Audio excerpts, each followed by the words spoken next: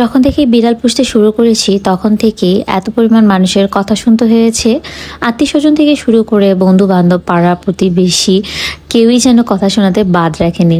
একটা সময় গিয়ে মনে হতো, আচ্ছা বিড়াল পেলে কি আমি খুব বড় অপরাধ করে ফেলেছি? এটা কি একটা আজন্ম পাপ বিড়াল পালা? এত খারাপ লাগতো, এত কষ্ট লাগতো মানুষের কথায়। তারপর যেটা করলাম যে সবার সাথে কথা বলাই বাদ দিয়ে দিয়েছি। না শুনবো মানুষের কথা, না মন খারাপ হয়ে যাবে। তারপর দেখা যায় অচেনা মানুষ, পাড়া প্রতিবেশী, তারাও কথা বলতে ছাড়েন। তো এইসব মানুষের আসলে কোনো খেয়ে কাজ থাকে না, যার কারণে তারা হয়তো এভাবে করে মানুষের ব্যাপারে ইন্টারফেয়ার করে। কিন্তু যখন ওদেরকে সবাই এত পরিমাণ কথা শোনাতো, ওদেরকে পালতাম দেখে মানুষ, মানে আমি পালছি, আমার কোনো বোঝা মনে হয় না, আমার কোনো কিছু সমস্যা হয় না।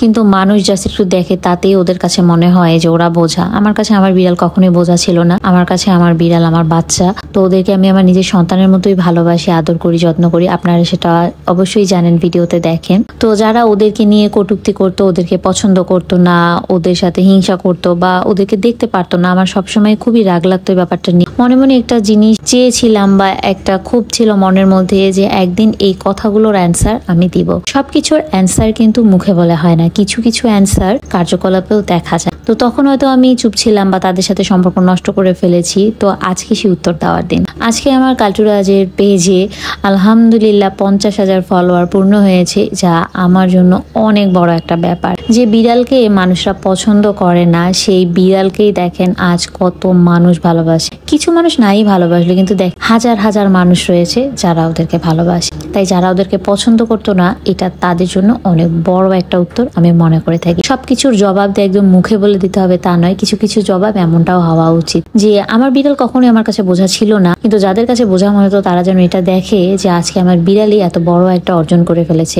মানুষ কত বছর বছর একটা পেজ বা একটা ইউটিউব চ্যানেলের পিছিয়ে ঘুরে ঘুরেও অনেক কিছু করতে পারে না, অথচ আমার বিড়ালটা আলহামদুলিল্লাহ এত অল্প সময়ের মধ্যে সবার মন জয় করে ফেলেছে। কালটুরাজের পেজে কিন্তু সবসময় কালটু ওর ফ্যামিলির ভিডিও দেওয়া হয়, আমাদের ভিডিও কিন্তু তেমন একটা দেওয়া হয় না। আর আমরা তেমন একটা ক্যামেরার সামনে আসিও না। মানে যত ফলোয়ার হয়েছে সব ওদেরকে দেখে, ওদের প্রতি মায়া, ওদের ভালোবাসা, মানে ওদের প্রতি টানেই কিন্তু এই ফলোয়ার গুলো। তাই আমি মনে করি আজ যে অর্জন, এটা প্রাপ্তি যদি কাউকে দিতে হয় সেটা অবশ্যই আমার বিড়ালের, কারণ ওদেরকে দেখেই কিন্তু হচ্ছে এই সাফল্য অর্জন হয়েছে। তো আমি খুবই খুশি আজকে যে যারা একটা সময় আমার বিড়াল নিয়ে কথা শোনাতো, আজকে যেন তারা দেখে যে আমার বিড়াল আজকে কি পর্যায়ে আছে, কত মানুষ তাদেরকে ভালোবাসে, কত মানুষ তাদের জন্য পাগল, কত মানুষ রয়েছে কালটুরাজের দেখা করার জন্য, তারা পাগল হয়ে থাকে একটু কোলে নেওয়ার জন্য, একটু আদর করার জন্য। তো পৃথিবীতে যেমন খারাপ মানুষ রয়েছে, তেমন ভালো মানুষও কিন্তু রয়েছে, আর এটাই হচ্ছে সব থেকে বড় প্রমাণ। সত্যি আজকে আমি খুবই খুশি, খুবই হ্যাপি আমার বিড়ালদের জন্য। তো আমি সবার উত্তর দিতে পেরেছি, জবাব দিতে পেরেছি, যে আমার বিড়ালও কিছু করতে পেরেছে। আমার বিড়াল আজকে, আমার কালটুরাজকে তো আপনারা সবাই সেলিব্রিটি বলেন, তো আমার বিড়ালকে আজকে সবাই জানে, সবাই ভালোবাসে। কিছু মানুষ ওদেরকে নাই বা ভালোবাসলো, কিছু মানুষ ওদেরকে নাই বা দেখতে পারলো, তাতে তো আমার কোনো যায় আসে না। আমার কাছে সেই সব মানুষ ইম্পর্টেন্ট যারা আমার বিড়ালকে ভালোবাসবে, তারাই আমার কাছে প্রায়োরিটি পায়।